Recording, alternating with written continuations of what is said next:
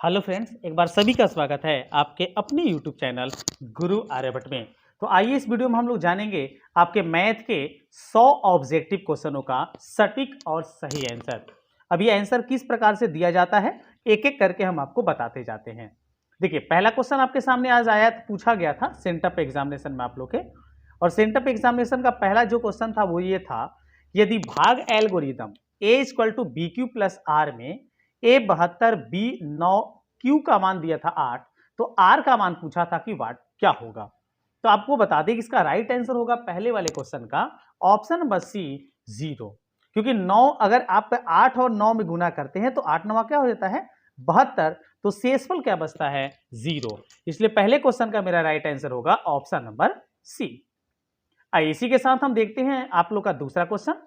और दूसरा क्वेश्चन आज पूछा गया था कि महत्तम समापवर्तक ए बी लघुत्तम समापवर्तक ए बी, इनका गुणनफल किसके बराबर होगा। तो दो संख्याओं का महत्तम और लघुत्तम का गुणनफल उन संख्याओं के गुणनफल के बराबर होता है, इसलिए इसका राइट आंसर होगा मेरा ऑप्शन नंबर बी। आप अपने आंसर को सटीक तरीके से मिलान करते जाएंगे और पूरे बिहार में यही क्वेश्चन पूछने वाला है, इसलिए इन क्वेश्चनों का जवाब भी आप सटीक तरीके से देख लेंगे। अगर आपका एग्जामिनेशन मैथ का नहीं हुआ है तो आप देख के जाइए, आपका पेपर यही होने वाला है। रूट 55 है, तो रूट 55 एक प्रकार की अपरिमेय संख्या है, इसलिए इस क्वेश्चन का राइट आंसर होगा ऑप्शन नंबर सी। चलिए अगले वाले को देख लेते हैं। चौथा प्रश्न देखते हैं। चौथा क्वेश्चन था कि 124 के अभाज्य गुणनखंड में 2 की घात है, मतलब 124 को अगर गुणनखंड करेंगे तो 2 का घात कितना बार आएगा। इस क्वेश्चन का राइट आंसर होगा वो हो जाएगा ऑप्शन नंबर बी 2 बार, मतलब इसका क्वेश्चन का राइट आंसर होगा ऑप्शन नंबर बी अर्थात 2। नेक्स्ट क्वेश्चन देखते हैं। पांचवा क्वेश्चन आपसे पूछा ये गया था कि निम्नलिखित में कौन सा भिन्न का दशमलव प्रसार शांत है। तो इसमें अगर शांत को ढूंढना है, इसमें शांत दशमलव प्रसार के रूप में आपको जानेंगे और वो आपको देखने को मिल जाएगा डी ऑप्शन, अर्थात 3/107। चलिए, आपका समय बचाने के लिए हम क्या करते हैं, केवल आपको आंसर बताते जाते हैं, आप अपना आंसर मिलान कर लीजिए, क्योंकि यही पेपर पूरे बिहार में सभी का एक ही होने वाला है। तो 6 का राइट आंसर होगा ऑप्शन नंबर सी 320। 7 का देख लीजिए, 7 में पूछा गया था 3684 का मौसा, तो 7 का राइट आंसर होगा ऑप्शन नंबर सी 12। 8 का देख लीजिए, 8 है निम्नलिखित में कौन बहुपद नहीं है, तो इसमें सी ऑप्शन जो है ये बहुपद नहीं था। 9वां क्वेश्चन देखिए। 9वें में पूछा गया कि अल्फा प्लस बीटा का मान क्या होगा, तो अल्फा प्लस बीटा का मान होगा 2, अर्थात option B is right answer. 10 देख लेते हैं। बहुपद x square minus 2x minus 3 के शून्य क्या है, तो 10 का राइट आंसर होगा ऑप्शन नंबर सी 3 और -1। 11 को देख लीजिए। 11 में पूछा गया था कि अल्फा प्लस बीटा का मान क्या होगा, तो अल्फा प्लस बीटा का मान अगर इस वाले टर्म से निकालते हैं तो आपका सूत्र होता है -b/a, लेकिन थोड़ा सा घुमाया था, बस इस पर ध्यान दीजिए कि b और a जो आपके सामने है वो c के रूप में हो गया है, इसलिए इसका राइट आंसर होगा ऑप्शन नंबर a -b/c। 12 देख लीजिए। 12 में पूछा कि त्रिघाती समीकरण है, इसमें अल्फा बीटा गामा का मान क्या होगा, तो 12 का आपका जो राइट आंसर होगा, क्योंकि अल्फा बीटा गामा का मान हो जाता है आपका d/a, तो d/a अगर देखते हैं -d/a तो आपको मिलता है ऑप्शन नंबर बी, अर्थात इस क्वेश्चन का राइट आंसर होगा ऑप्शन नंबर बी। 13 देख लीजिए। 13 का मिलान करते जाएंगे, 13 में क्या होगा, तो 13 का आपका राइट आंसर होगा ऑप्शन नंबर ए अर्थात 2। 14 का मिलान कीजिए। 14 जो आपके सामने आया था कि Q एक धनात्मक पूर्णांक है, तो धनात्मक विषम पूर्णांक का रूप क्या होता है, तो धनात्मक विषम पूर्णांक का जो रूप पूछा गया है ये हो जाएगा 6Q + 3 का option B is right answer. 15 को मिलान कर लेंगे। 15 में पूछा कि इसका घात कितना है, तो इसका घात है 3, option B is right answer. 16 देख लीजिए। 16 का मिलान कर लेंगे। 16 में क्या होना चाहिए, तो 16 है किसी द्विघात बहुपद के शून्यक जो है वो 1 और -1 है, 1 और 1 है, तो द्विघात बहुपद होगा, तो 16 का राइट आंसर होगा option number A x² - 2x + 1। 17 number देख लीजिए। 17 में पूछा गया था आपसे कि निम्नलिखित में कौन यौगिक संख्या है, तो यौगिक संख्या इसमें था 32, option C is right answer. 18 देख लेते हैं। निम्नलिखित में कौन युग्म सह अभाज्य है, तो 18 का राइट आंसर होगा ऑप्शन नंबर बी 18 25। 19 नंबर का मिलान करिए। 19 नंबर जो है इसका राइट आंसर होगा ऑप्शन नंबर ए अर्थात 3। 20 को देख लेते हैं। 20 में आपसे पूछा गया कि अगर a1/a2 equal to b1/b2 equal to c1/c2 है तो इसके कैसे हल होंगे, तो इसके आपके होंगे अनंत अनेक हल। Option C is right answer. 21 number question मिलाइए। 21 क्वेश्चन का राइट आंसर हो जाएगा, वो हो जाएगा ऑप्शन नंबर बी, अनगिनत हल। 22 देख लेते हैं। 22 में आपके सामने एक समीकरण दिया है, दो समीकरण दिया है, इसको हल करने पर क्या आएगा, इसको जब हल करिएगा तो x बराबर 1 आएगा, y बराबर 2 आएगा। 23 को मिलान कीजिए। 23 का राइट आंसर होगा ऑप्शन नंबर ए, एक सरल रेखा। 24 देख लेते हैं। 24 का अगर मिलान करते हैं तो 24 का राइट आंसर हो जाता है k not equal 3, option D is right answer. 25 को देख लीजिए। यहां जो भी आपको क्वेश्चन बताया जाएगा पूर्ण रूप से सटीक और सही बताया जाएगा, क्योंकि इसको बनाने में हमें 1 घंटा लगा था और उसके बाद आपको ये आंसर स्पष्ट तरीके से बताया जा रहा है, इसलिए एक भी क्वेश्चन गलत होने के चांसेस नहीं है। 25 का राइट आंसर होगा ऑप्शन नंबर सी, अनगिनत हल। 26 देख लेते हैं। निम्नलिखित में कौन द्विघात समीकरण नहीं है, इसमें द्विघात समीकरण नहीं अगर पूछा है तो सी, चूंकि इसमें रूट एक्स दे दिया है इसलिए सी इज राइट आंसर। 27 देख लीजिए। द्विघात समीकरण के विवेचक का मान आपको बताना है, थोड़ा सा बी स्क्वायर गड़बड़ कर दिया है, तो इसका राइट आंसर होगा option number A square minus 4bc। चलिए इसके बाद मिलाते हैं 28 नंबर को। द्विघात समीकरण का विविक्तर या विवेचक एक ही चीज होता है, उसको बताना था कितना निकल के आएगा, तो 28 का राइट आंसर होगा ऑप्शन नंबर ए, 12। 29 का मिलान कीजिए। 29 आपके सामने है कि द्विघात समीकरण इतना है तो मूल 2 है तो ए का मान बताना था, तो इसका राइट आंसर होगा 29 का, वो हो जाएगा ऑप्शन नंबर बी, अर्थात 7 -7। चलिए 30 का देखते हैं। 30 जो था उसका राइट आंसर क्या होता, तो 30 का आपका राइट आंसर हो जाता option number B, x square minus 3x minus 10 equal to 0। चलिए 31 का मिलान कर लीजिए। 31 में अगर आप सही करते तो 31 का राइट आंसर होता -4, अर्थात option C is right answer. 32 को देख लीजिए। द्विघात समीकरण विविक्तर का मान 0 से बड़ा हो तो मूलों की प्रकृति कैसी होती है, तो 32 का राइट आंसर हो जाएगा वास्तविक एवं असमान, option B is right answer. 33 को देख लेते हैं। समांतर श्रेणी दिया गया, उसका सार बंतर आपको निकाल के बताना था, तो अगर इसका सार बंतर आप निकालते तो इसका सार बंतर आता 1.1, option B is right answer. 34 देख लेते हैं। निम्नलिखित में कौन समांतर श्रेणी में है, तो इसमें समांतर श्रेणी अगर आप मिलाएंगे तो ऑप्शन बी आपको देखने को मिल जाएगा, यही समांतर श्रेणी है, option B is right answer. 35 को देख लीजिए। आपको बताना था कि इसमें समांतर श्रेणी तो ए का मान क्या होगा, तो 35 अगर आप बनाए होंगे इसका राइट आंसर होगा 7/5, option A is right answer. 36 को देख लीजिए। 36 में आपको दिया है कि nवां पद 3n + 5 है तो सार बंतर कितना होगा, तो 36 का राइट आंसर होगा ऑप्शन नंबर सी, अर्थात 3। 37 का मिलान करते हैं। 37 में कौन सही है, समांतर श्रेणी का कौन सा पद 29 है, समांतर श्रेणी दिया है इसका 29 कौन सा पद है यह आपको बताना था, तो 37 का राइट आंसर होगा ऑप्शन नंबर ए, 13वां पद। 38 को देख लेते हैं। 38 हमारे पास क्या क्वेश्चन था, तो 38 क्वेश्चन है। इस 38 को अगर मिलान करते, इस 38 में पूछा गया था कि समांतर श्रेणी का 7वां पद जो है और 4 जो है दिया गया था, तो सार बंतर -4 है तो उसका प्रथम पद क्या होगा, तो 38 को आप बनाते तो इसका राइट आंसर होता ऑप्शन नंबर डी, अर्थात 28। 39 देख लीजिए। आपको A18 और A14 का अंतर दिया था 32, तो आपको पूछा गया था कि सार अंतर का मान कितना होगा, तो 39 का राइट आंसर होगा ऑप्शन नंबर ए, अर्थात 8।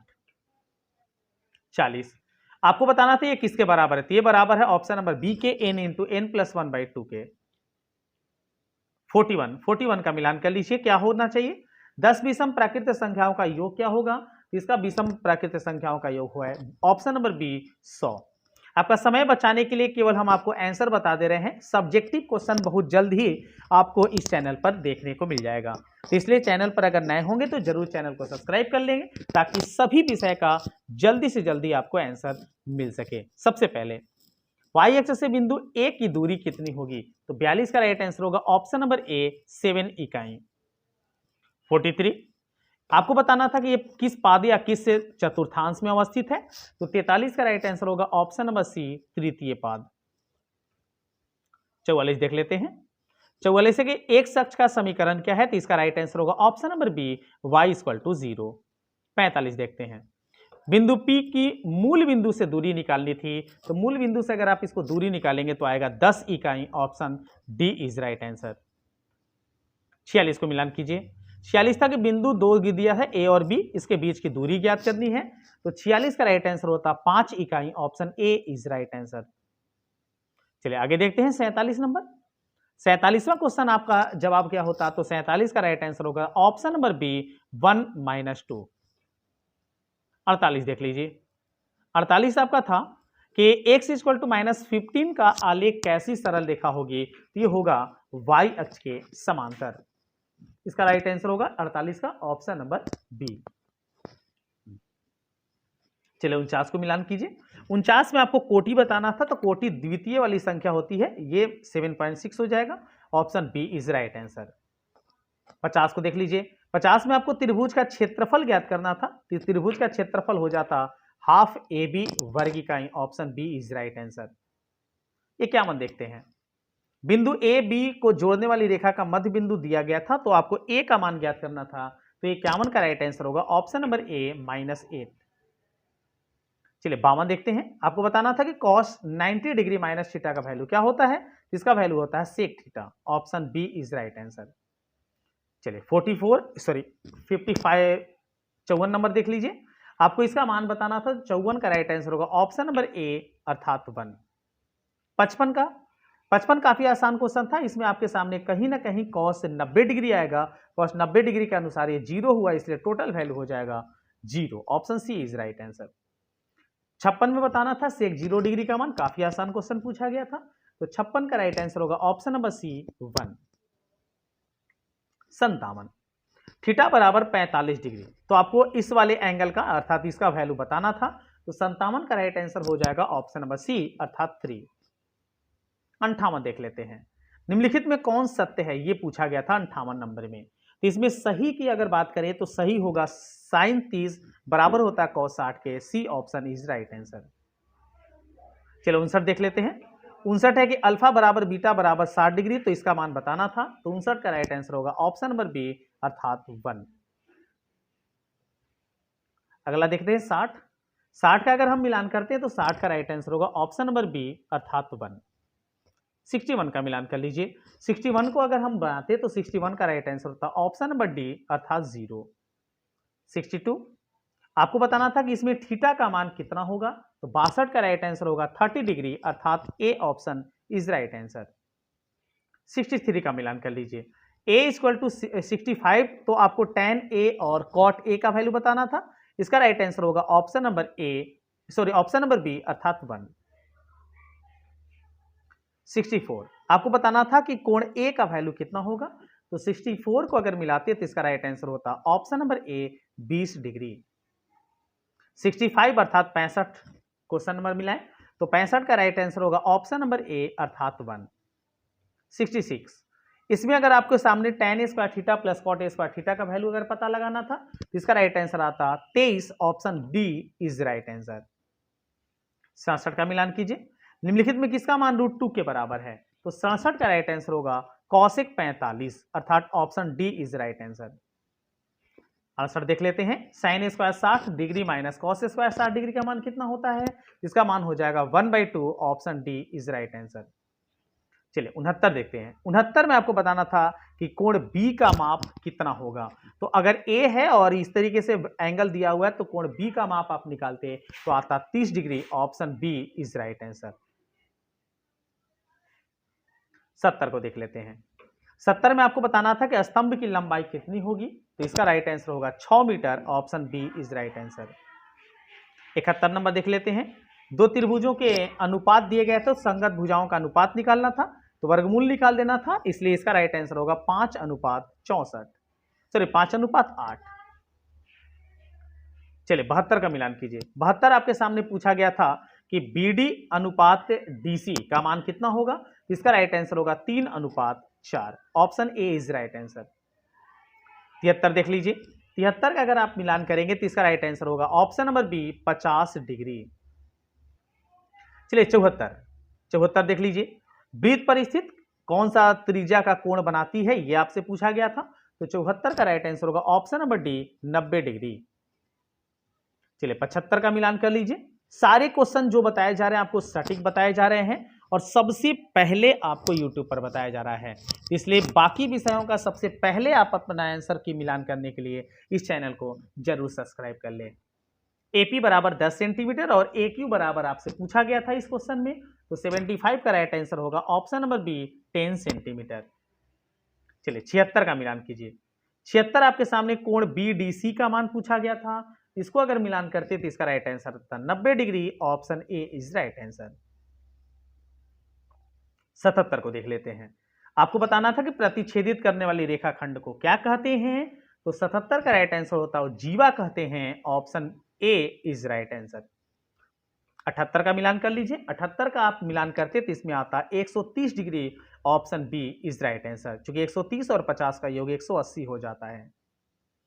चलिए नेक्स्ट क्वेश्चन, अगले क्वेश्चन को अगर मिलान करें तो आपको बताना था कि A square AC square equal to AB square plus BC square है, तो कौन सा त्रिभुज समकोण है। इसमें देखिए बी उभयनिष्ठ है, इसलिए बी हम सही कहेंगे, option B is right answer.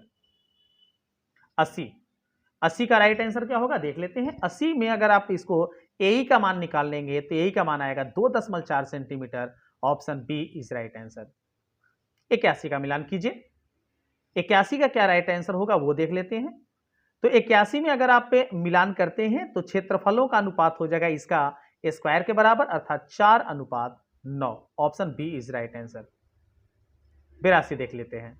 आपको बताना था कि जिसका केंद्रीय कोण 30 डिग्री है उस त्रिज्यखंड का योगफल क्या होगा। त्रिज्यखंड के चाप की लंबाई पूछा गया था आपसे, तो इसका 82 का राइट आंसर हो जाता option number B C 462 centimetre square. चलिए 83 का मिलान कर लेते हैं। तो 83 में अगर आप राइट आंसर देखते हैं चक्कर लगाने में तय की गई दूरी, तो 83 का राइट आंसर होगा 5 metre, option A is right answer. चलिए 84 का मिलान कीजिए। 12 सेंटीमीटर व्यास के गोले का आयतन क्या होगा, तो 84 का आपका सही होगा 144 घन सेंटीमीटर या 144 centimetre cube, A option is right answer. चलिए 85 का मिलान कीजिए। 85 में आपसे पूछा गया था कि आयतनों का अनुपात क्या होगा, तो 85 का राइट आंसर होगा ऑप्शन नंबर बी 2:5। चलिए 86 का मिलान कर लीजिए। किसी घन के आयतन का 2744 सेंटीमीटर क्यूब है, तो इसकी भुजा का मान कितना होगा, तो 86 का राइट आंसर जो हो जाएगा वो आपका हो जाएगा ऑप्शन नंबर ए 14 सेंटीमीटर। 87 में अगर इस क्वेश्चन को आप सॉल्व करेंगे तो सॉल्व करने के बाद टोटल जो वैल्यू आएगा वो आ जाएगा 1, option C is right answer. 88 देख लेते हैं। घनाभ के 3 संलग्न फलकों का क्षेत्रफल XYZ दिया है, तो उसका आयतन क्या होगा, इसका राइट आंसर हो जाता option number A XYZ, option A is right answer. चलिए 89 देख लेते हैं। 89 का अगर मिलान करते हैं तो 89 का राइट आंसर होगा ऑप्शन नंबर बी 1/3 पाई r स्क्वायर h। 90 नंबर देखते हैं। 90 क्वेश्चन आपके सामने आ गया है। काफी जल्दी से हम क्वेश्चन को आपको बताने वाले हैं ताकि आप जल्दी से जल्दी आप अपना एग्जामिनेशन की तैयारी कर सकें और दूसरे विषय में लग जाएं। r त्रिज्या वाले अर्धगोले का संपूर्ण पृष्ठीय क्षेत्रफल क्या होता है, तो 90 का राइट आंसर हो जाएगा 3 पाई r स्क्वायर। 91 पूछा गया था कि ये जो वैल्यू आपको दिया गया इसकी माध्यिका कितनी होगी, तो 91 का राइट आंसर होगा 7.5, option C is right answer. 92 को मिलान कर लीजिए। प्रथम 10 समप्राकृत संख्याओं का माध्य कितना है, तो 10 इसका राइट आंसर होगा ऑप्शन नंबर बी 11। 10 को समप्राकृत संख्या का माध्य निकालिएगा तो आपका 11 आएगा। 93 मिलान कीजिए। 93 है कि 37 और 45 का समांतर माध्य कितना है, तो दोनों को जोड़ के इसे आधा कर देना था, तो 93 का राइट आंसर होगा ऑप्शन नंबर ए 41। 94 देख लीजिए। 94 किसी बारंबारता सारणी का माध्य 28 और बहुलक 16 है, तो इसकी माध्यिका कितनी होगी, तो माध्यिका निकालते तो इसका राइट आंसर आता 24, option C is right answer. काफी सटीक आपको आंसर बताया जा रहा है, इसलिए जल्दी से जल्दी चैनल को सब्सक्राइब कर लें और वीडियो को जरूर लाइक करें। निम्नलिखित में कौन केंद्रीय प्रवृत्ति की माप नहीं है, तो केंद्रीय प्रवृत्ति की माप नहीं है तो इसका राइट आंसर होगा मानक विचलन, option D is right answer. चलिए 5 क्वेश्चन और बच गए हैं, जल्दी से उसको भी देख के इस वीडियो को समाप्त करते हैं। 96 आपको बताना था कि इसका जो बहुलक है वो क्या है, इसमें सबसे अधिक बार 9 आया है, वही इसका बहुलक होगा, option C is right answer. 97 देख लीजिए। किसी घटना की प्रायिकता का अधिकतम मान होता है, तो किसी घटना की प्रायिकता का अधिकतम मान 1 होता है, न्यूनतम मान 0 होता है। 98 देख लीजिए, दो सिक्कों की उछाल पर संभव परिणामों की संख्या कितनी होती है? तो दो सिक्का अगर उछाला जाए तो टोटल संभावना होती है 4, इसलिए इसका राइट आंसर होगा ऑप्शन नंबर बी। तो अभी तक अगर चैनल पर नए हैं तो जरूर चैनल को सब्सक्राइब कर लें और इस वीडियो को अपने सभी दोस्तों में शेयर करें ताकि सभी लोग जल्दी जल्दी अपना अपना आंसर मिलान कर सकें। 2 क्वेश्चन और बच गए हैं, जल्दी से उसको देख लेते हैं। प्रायिकता ई, कोई घटना ई है, उसकी प्रोबेबिलिटी दिया है 0.07, तो आपको नहीं की प्रायिकता बतानी है, तो इसका राइट आंसर होगा option number D. Option number D बिल्कुल 99 का मिलान कर लीजिएगा 7। हाँ बिल्कुल, इसका राइट आंसर होगा ऑप्शन नंबर ए। माफ कीजिएगा, इसका राइट आंसर होगा option number A. Option A जो होगा इसका एकदम बिल्कुल सही आंसर होगा। चलिए आगे देख लेते हैं और आज का अंतिम क्वेश्चन। उम्मीद करते हैं वीडियो काफी ज्यादा आपको पसंद आया होगा। अगर वीडियो पसंद आया तो लाइक कीजिए, नहीं पसंद आया तो डिसलाइक कीजिए, लेकिन जरूर आप करके अपनी प्रतिक्रिया बता के जाइए। असंभव घटना की प्रायिकता क्या होती है? तो असंभव घटना की प्रायिकता होती है 0, अर्थात option C is right answer. इस वीडियो में इतना ही। नेक्स्ट वीडियो में कुछ और नए टॉपिक के साथ पुनः हम आपके सामने हाजिर होते हैं। तब तक सभी को वंदे मातरम।